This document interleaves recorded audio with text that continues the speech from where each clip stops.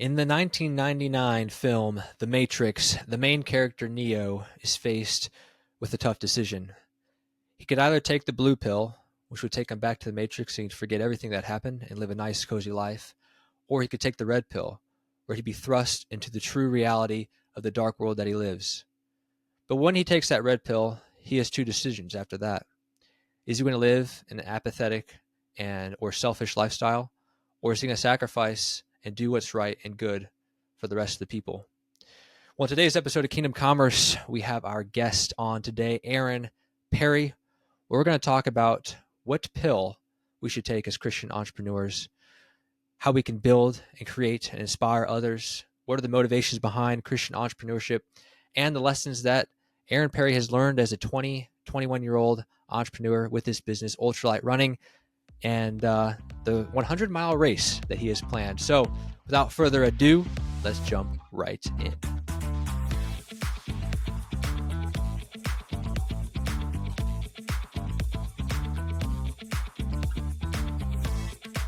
Hello, everyone, and welcome back to another episode of Kingdom Commerce. I am your host, Cooper Peterson, joined today by guest Aaron Perry, the ultra running mastermind and good friend of mine. He's got his own company, so we're going to talk about his company and as well as what we've been learning, what he's been learning as a young entrepreneur. So Aaron Perry, what's up? Thanks for having me on. The reason why I was laughing was you clicked go, and then it just glitched. It just paused, but it works. Well, let's just hope it went through. I think it did. If not, then I think our listeners will understand. So yeah, Aaron and I are good friends. We met at Cedarville University, and I'm just about to graduate, but Aaron's still got a couple years left, and we met 2 years left. We met after the pitch competition. We may have mentioned that on a previous episode. But yeah, basically, we both have little running businesses that we've started, and it's been really nice to get to talk to him as he's going through a lot of the same things that I am in just figuring out how to do basic business things, and we're in the same niche. So it's, well, almost the same niche. So it's pretty fun. Yeah. So Aaron, what I appreciate about Aaron is he's a Christian, he's an entrepreneur, and he's just a go-getter. And we might be working for the same company soon. So that's the goal there. Aaron, I want to dive into some of the philosophy, the thoughts behind Christian entrepreneurship, specifically because the way I view life is that we don't want to waste it. And if the Lord's given us gifts and opportunities, then we want to do that to glorify Him. And so I just want to start us off with a conversation we started before the show.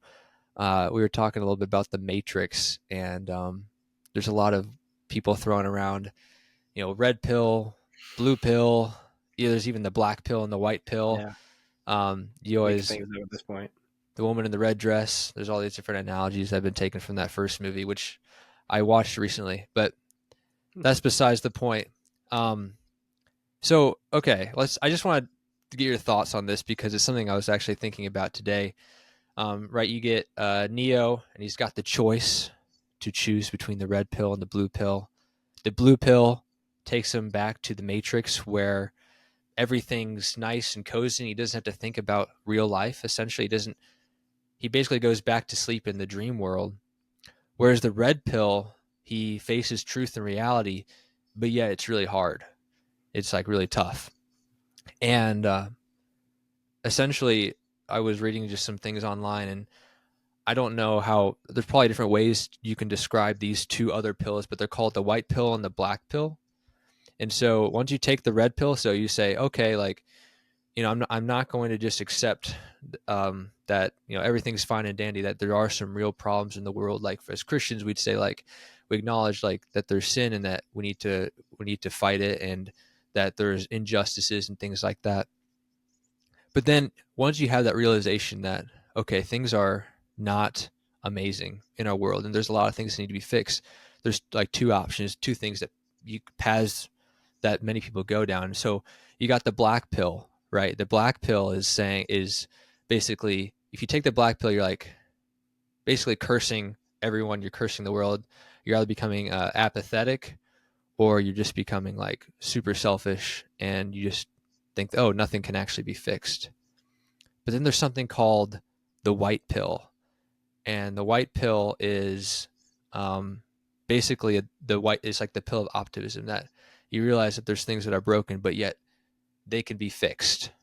And so I wanted to say all of that in that analogy because um, there's a question I wanted to ask you as a young entrepreneur, and it is, why is it, or is it important for Christians to be builders, or some Christians to be more specifically entrepreneurs?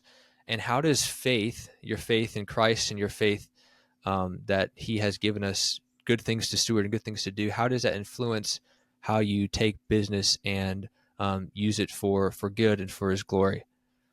That's a great Any question. thoughts on Yeah. yeah, it's just a crazy, it's a crazy analogy, but it's something that I feel like is pretty accurate. So I was curious, what are your thoughts? Yeah, no, I love the analogy. I think that we're called to work, right? And whether that's being an entrepreneur or whether that's going to the workplace, we're just called to do that. And and I think both of us have been called to entrepreneurship. I know we're relatively young in this journey, but I know both of us have that urge to be able to work and to build something. And there's we actually were on a podcast with him. What's his name? He started Huntington Yeah, Billboards. Justin Powell. He's actually going to be on Yeah, the Justin Powell. show. He either will have been or is going to be on the show again Oh, in sweet. upcoming episodes. So we're excited for Awesome. that. We'll keep an eye out for that. But something that he shared was he's one of the biggest privately owned billboard companies. And he said that when he started out and has currently maintained this status of, he doesn't put anything that he disagrees with in regards to his not necessarily political, sorry, his religious beliefs. And if anything that violates that, he doesn't put on his billboards. So whether that's something to do with something sexual or just that doesn't go along with being a Christian, he just doesn't put that on his billboards.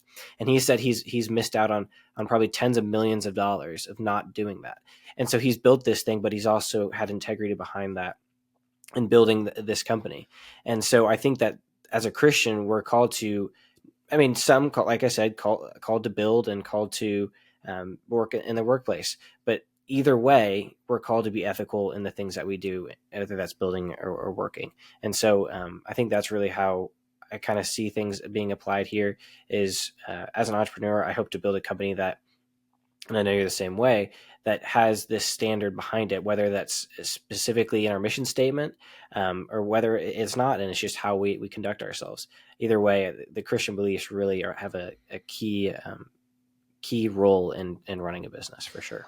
Yeah, absolutely. And I think with entrepreneurs specifically, I think the black pill and white pill can be really prevalent, because if you take the black pill, it's just like you're very selfish and you could be really successful entrepreneur, but it's all self-centered.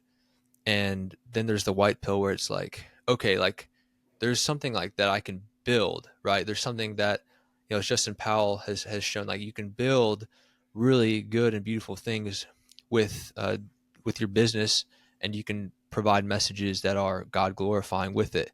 And I think one of the things I've noticed among Christian circles is almost like, it's kind of like a black pill, but it's the more apathetic side of it, where they basically, where we say, oh, okay, the world is, there's sin in the world, it's really difficult, there's a lot of injustice, and then we say, but Jesus is coming back soon, He's going to make all things new, therefore I don't really have to do anything, I shouldn't really have to do anything about it.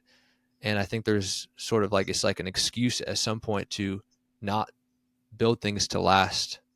And it's something I was thinking about because, I mean, I grew up with sort of the pre, I believe it's called pre-trib, where it's like in the rapture, right? So like Jesus is going to come back and take us all up, take the church up with Him. And right now I'm kind of looking at some different eschatological points, but regardless if you're pre-mill or post-mill or ob-mill, whatever you are, it's like the thing I'd be thinking about is, Jesus Christ, He died, rose again. That was 2,000 years ago, and it could be 2,000, 10,000, 100,000 years left until He returns, whatever that looks like.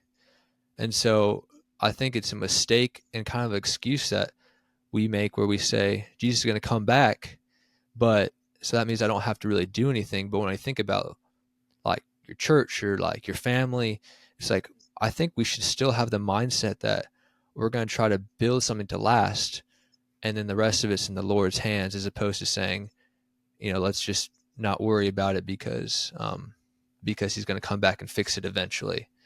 What do you Yeah, think about that? What are your any thoughts on, because I see you as you're a builder, man. Like you're building something, and it's really cool to watch. So I'm trying to get to like the thoughts or the mindset behind that. for sure. And the funny thing is, I've actually been thinking about this quite a bit. Um, so there's kind of two things.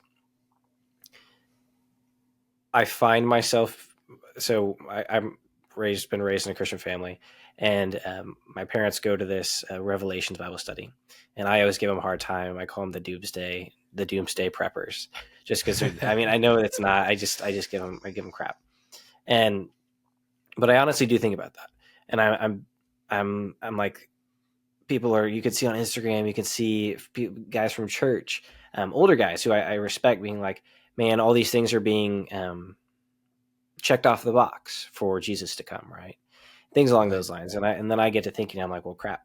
Like, should I technically start this business, or still think about these things, or still spend my time worrying about how to run a business when I'm like, well, it might end tomorrow. Like, I honestly do think about that. That's not just Right. me saying it because you brought it up. Like, I genuinely think of that. And I just literally, it was like today. I was talking to, like we talked about it before on the podcast started. I ran 50 miles this past weekend at training for Leadville. Yeah. And my That's mom's like, wild, by the way. my mom was saying, your body's not meant to do stuff like that. I mean, when you get older, you're not gonna be able to run those miles, and you're gonna destroy your knees.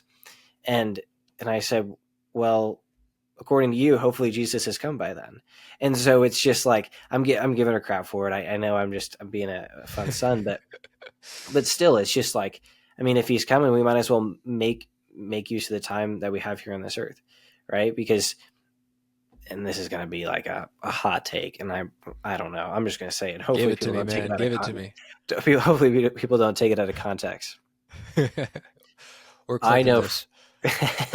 I know full well that heaven is better than earth, 100%, zero doubt in my mind. Absolutely. But at the same time, I've been on this earth for 20 years, almost 21 years, and I don't want to leave. Like and I'm gonna. This is the part that I feel like it's gonna get Yeah. clipped. I'm gonna get canceled. Is I don't want Jesus to come back right now. I want to live. I want to live this life. Not that I can live a better life than heaven. Not that I can live a better life than when Jesus will come in the process that will occur after that. It's I like to do something here, right? I mean, we're called to make disciples, and personally, from what I've gathered through 20 years, is I'm a sender. And maybe that'll change, and maybe sender as in I'll help fund people, go do mission trips and do things like that. Not that I wouldn't be somebody hopefully doing that here, but that's just something that I've really thought about, and I like to build something to be able to do that, right? Right. And so I want to build something here on this earth to help and make disciples. And I don't want Jesus to come back right now, because I want to live that life. I want to live and do and go through those struggles in that process. And so those are probably two things I've really been thinking about. So hopefully Yeah. that's Yeah. a little more insight. I think as young men, I think that's a good feeling to have, right? That God's put a fire in our hearts to want to do something with our lives.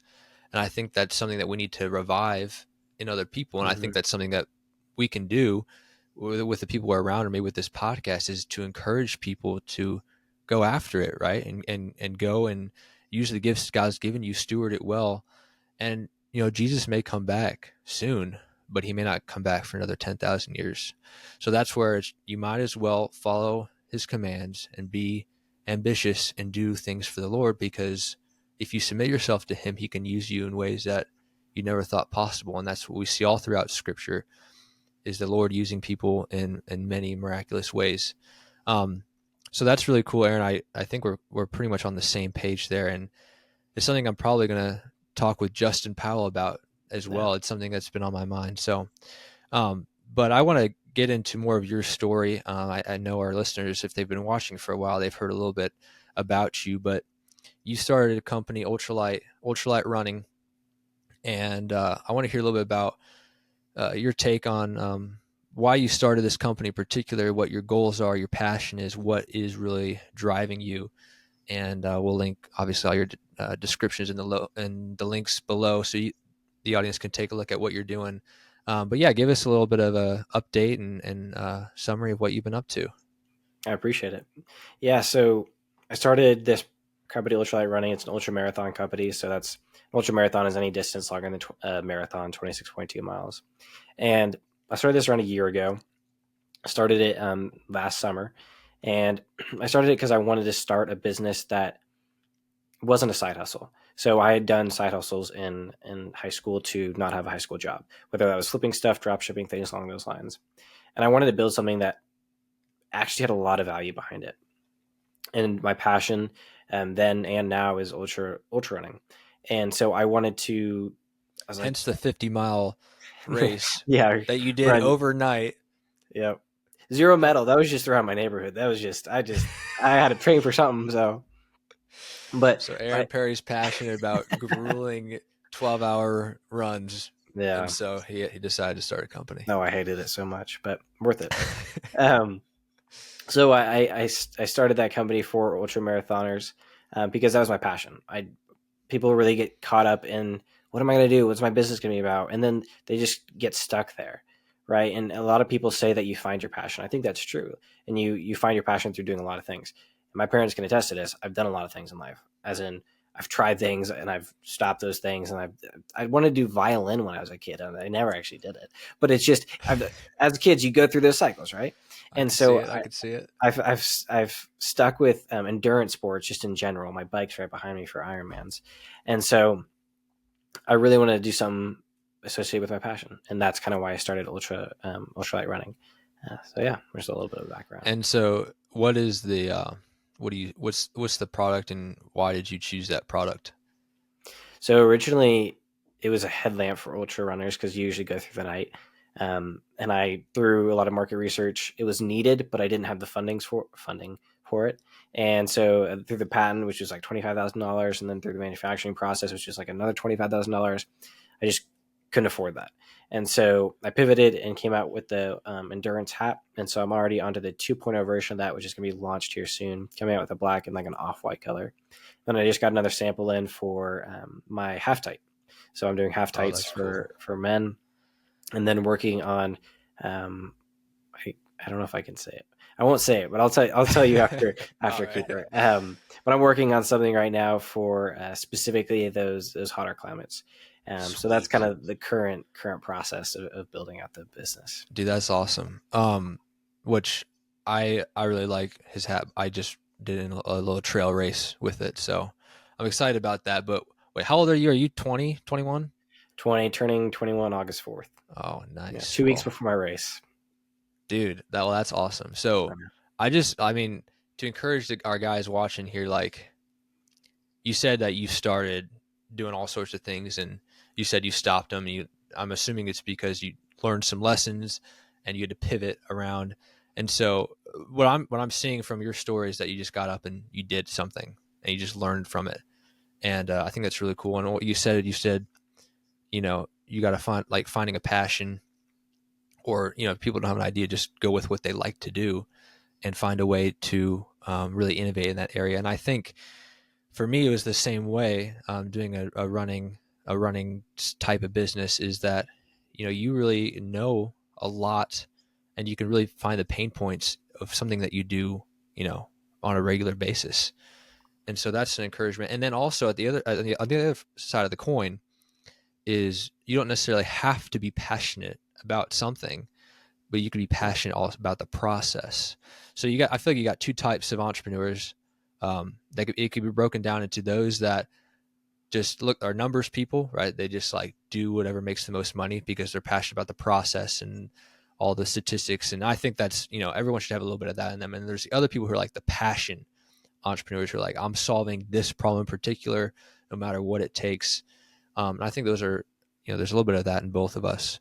But anyways, There I was want to a hear about, you said you have a race coming up in a couple weeks. So tell yeah. us a little bit about that. I mean, I've been following your Instagram, where you've been doing the episode 978 of training for this training for Yeah, this right. race. I think we're at So like 79 or something. tell us a little bit about that, and sort of is this? I mean, it's really cool, I think, because it's consistent with your branding. So, I mean, it shows your passion. So, tell us a little bit about what you're up to, and For sure. yeah.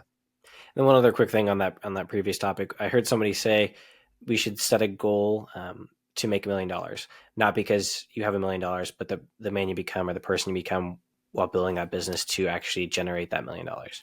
And so that can Wow. transfer to the next business. So if this one fails, it was my passion. I learned a whole bunch. Okay, let's apply everything I learned from this business to the next one. And you can expedite that whole process to the next business. Mark Cuban always says, you only need to win once.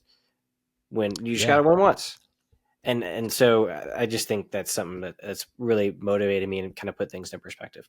So Yeah, it goes along with so you recommended Alex Hormozy's $100 million offer, and I mean it's not a Christian book by any means, but in just the first chapter it talks about creating a grand slam offer, which is it's unlike baseball where a grand slam only gets you 4 runs. If you perfect the grand slam offer, it's like winning 10,000 runs. Like you can, once you through practice are able to achieve that, then the results are huge. But there's a lot of there's a lot of lessons that go in along the way that allow you to learn and become a better person. So that's really cool. I like what you said, and also the idea of setting high goals as well. Yeah, it's just something I've been trying to change in my mindset, to just set even higher goals than I thought possible, because there's people out there that are doing it, and it's not for money's sake, but it's for like how far can God use me, and you have to be able to steward your mind, your thoughts, well, to think that God, if he wants to, if it's in his will, that he can use you for things far greater than you thought were possible. So I appreciate that comment. Yeah, for sure. Let's dive into what race is Leadville. So Leadville. Tell our audience what is Leadville? What does that mean? It's a cool name. I mean, It's a cool name. that makes me almost want to run it until I hear how long it is. Yeah, so the Leadville 100 is a 100-mile race from Leadville, Colorado. It's an out and back, so you go 50 miles out, 50 miles back. The kicker is it starts at 10,000 feet of elevation, and I'm in Kansas, which is like 900, so it's pretty crap. So the altitude, which does make a difference. Huge difference. Yeah. And then it goes up to around 13,000 feet, and there's something called Hope's Pass, which is where you climb a mountain and you climb right back down it, and then you run a little bit, and that's your 50-mile turnaround point, and then you do the whole thing again. And so there's around 12,000 feet of elevation gain throughout the whole race, which is, I did some statistic. I ran across the Grand Canyon, so I used that as a comparison, where it's like 4 times the amount of elevation gain of the Grand Canyon. So that's what the 50 miles was for this past weekend, was to train through the night, to be able to perform and do that type of stuff. So there's a lot of training involved since January, and it's coming up here in August. So yeah. And it's cool because I mean that's a huge goal, right? And it's like something it's parallel to what we want to see like young men doing in business, right? It's because you're setting a goal that you don't think. I mean, if I set a goal for 100 miles, I don't know, I couldn't do it right now, probably. But like, okay, you have to set aside the training regimen. You have to find out the nutrition. You got to find out the gear. You got to find out, how is it all going to happen? And it's like business in a way where I imagine you probably learned a lot, and become a better person because of that. I mean, I can't imagine, hey, what are you doing this weekend? Yeah, I'm going to go Saturday night. I'm going to run from 7 p.m. to 7 a.m. Sunday morning. It's like, holy smokes, like that's got to be a really tough thing, and a place where you can really grow as a person. For sure. Well, there's 2 things on that. There's a guy who I follow. I don't keep super close attention to him, but there's something that he said. His name is Bedros Keuilian. He's an entrepreneur. Started a Fit Body Boot Camp and kind of exploded. And he said that once a year you should try and do something that you don't know you can actually do. So you don't know if you can actually run the marathon, so sign up for the marathon. Like the whole motive behind it is you don't know you can actually complete that thing. And so I can't say that that's my complete ambition behind doing this race, but there's definitely something to it where it's like, I don't know if I'm going to complete this thing, but we're gonna give it all we got, and we're going to toe that start line, and we're going to see what happens. So there's something to that for sure. And then the second thing was during the 50 miles this past weekend, mile 13, my legs were like, they weren't fatigued, they were just tired. So it's just like, I don't know how to explain it, but my legs were tired at mile 13, and I had, what is that, 40 or 37 more miles to go. And so that just like, that destroys you. And so there's something called the pain cave that every runner knows about, where at Courtney DeWalter, she's an ultra marathon runner. She said something about the pain cave where it's, don't try to avoid the pain cave. You're going to get to it. So if you can start digging early, great. If you have to wait till later in the race to start digging, great. Either way, you're going to get to that pain cave. And so I got to that pain cave at mile 13. I was like, crap, well, we're here earlier than we expected, but let's start digging.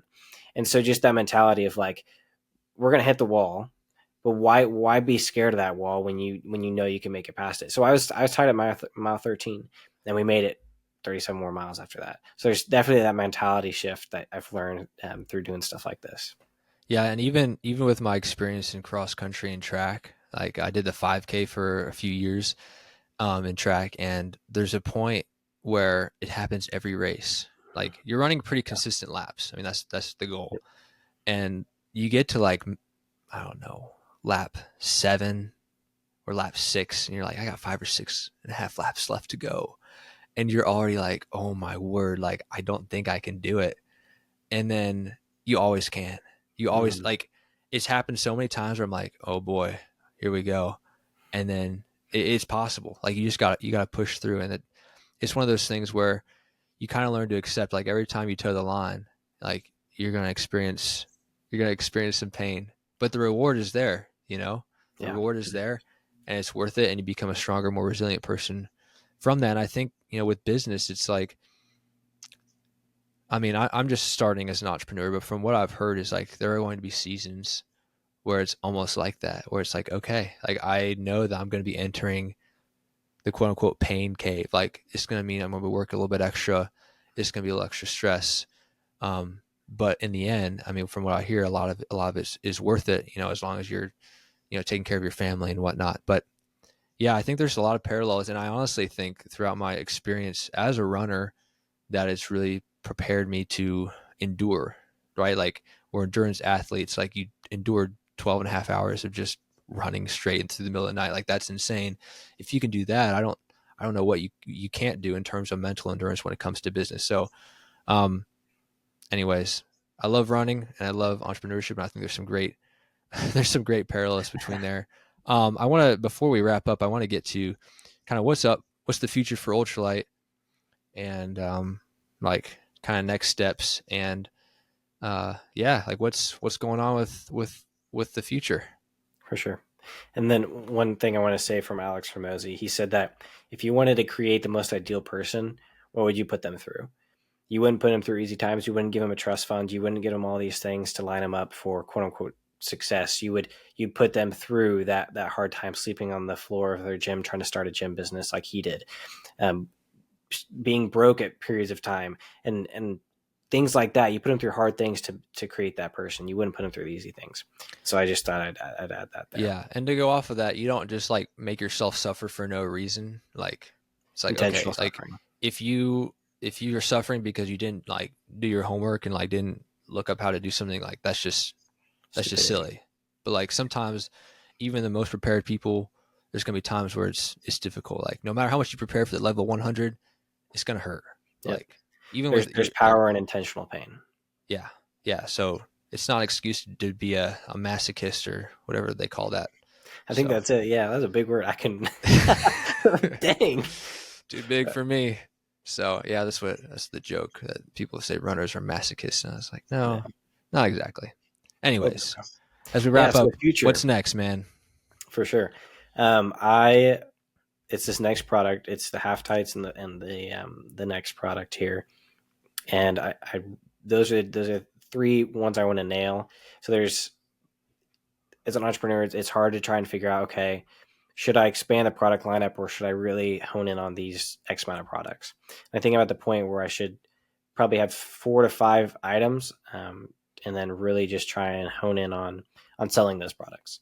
And so that's kind of the goal right now, is to really just focus on sales, getting those 5 things, quote unquote, perfected in regards to making sure that tweaking it, making sure the market research is there to back up the product, and then really hone in on those sales. So that's the goal right now, really short term. Long term, I'd love to not be necessarily the biggest running company, but I'd love to be the best one. Yeah, I mean, quality stuff for the ultra runners. Yes, sir. So, well, I've enjoyed using your hat. So I just wear it. Yeah, I just wear it in a trail race. It's got the little, for all of you runners out there, go check out ultralight running. Before you go, Aaron, I know a lot of our listeners are probably they're not young entrepreneurs in the sense of their age. They're novice, where they're trying to figure some things out here. I mean, I'm sure there's some seasoned ones out there as well. But what's some of the biggest things that you've been learning personally through this whole process of starting a business in the last couple of years, and just what would you like to impart to your audience as we finish up here today? For sure. So there's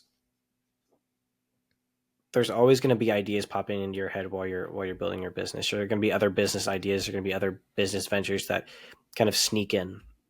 And as we talked about there at the beginning about the Matrix, where you have, and I've shared this with Cooper before, but where you have that woman in the red dress where Neo's looking around and it catches his eye, and he gets distracted a little bit, and he turns around again, and it's her pointing a gun at his face, or it's him.